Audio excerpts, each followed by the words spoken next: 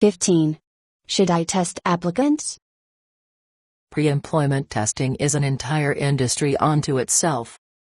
The in-depth knowledge that comprehensive aptitude testing provides regarding individuals' strengths and weaknesses helps managers make better hiring decisions and provides optimal support to bring out the best in new staff members. However, most companies limit their pre-employment testing to administrative support candidates in the form of Word, Excel, typing, and grammar tests. Similarly, drivers get road tests, and chefs undergo cooking demonstrations. Fearing discrimination and invasion of privacy charges, many companies avoid psychological testing to determine levels of skill-based competence, honesty, or candidates' work philosophies. After all, employment tests have been a frequent target of discrimination lawsuits. In addition, although psychological testing has been proven to be an accurate indicator in certain situations and has lessened turnover, it can also be expensive and time-consuming to administer. Tell me more. Keeping these guidelines in mind, let's look at some of the more common aptitude tests available. The typing and computer tests referred to earlier are typically known as skill tests.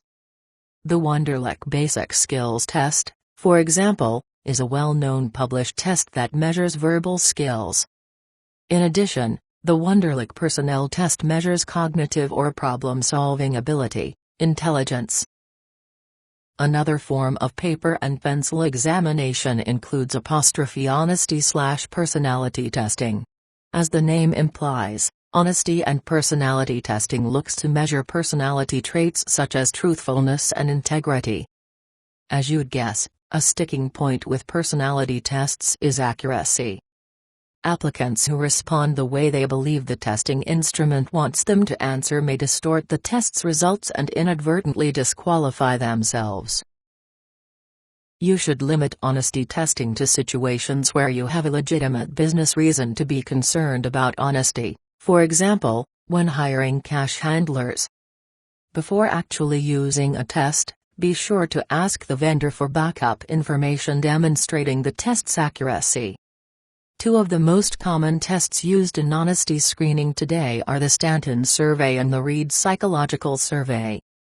Most of these tests can be taken in 5 to 30 minutes and claim to reveal whether applicants are likely to steal or act dishonestly on the job.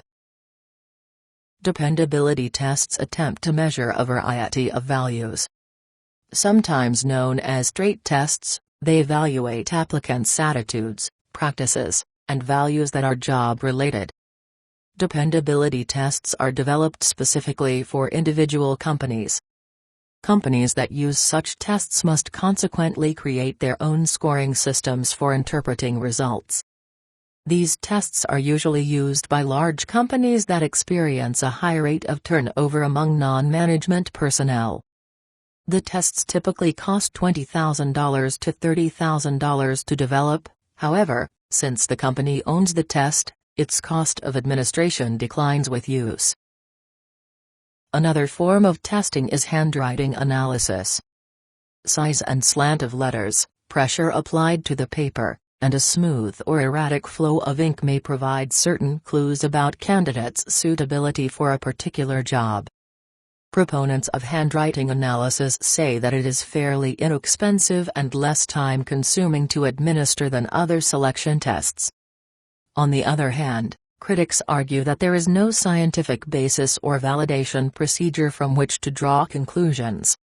Your decision to use such tests, which cost from $25 to $400 to administer, will probably depend on your own personal experience with them. When working with aptitude-related tests, keep the following guidelines in mind. Testing should never be used as a sole basis for a hiring decision, simply because testing is more effective at identifying the nature of a problem than in calibrating its severity. Determining the severity of the problem should be left to the reference checking process. Psychological measures are relative data. It's crucial to the testing process that an individual's strengths and weaknesses be measured in relation to the occupational group to which they belong and weighed against the job description specifications provided. Otherwise, the appraisal technique occurs in a vacuum, and its findings are diminished. Retesting should be the exception rather than the rule. Aptitude tests measure personality indicators that remain relatively stable over time. Mental abilities, interests, temperament, and motivation should not change with repeated exams. However, there may be cases where re-evaluation, that is, appraising the same test data for a different job, or additional testing is warranted. When you choose to hire despite an aptitude test's recommendations, be sure that references have confirmed that test-identified weaknesses have been accounted for. In other words, move forward with the hiring process only once prior supervisors have confirmed that the weaknesses identified by the testing instrument won't really pose a problem to the individual's performance.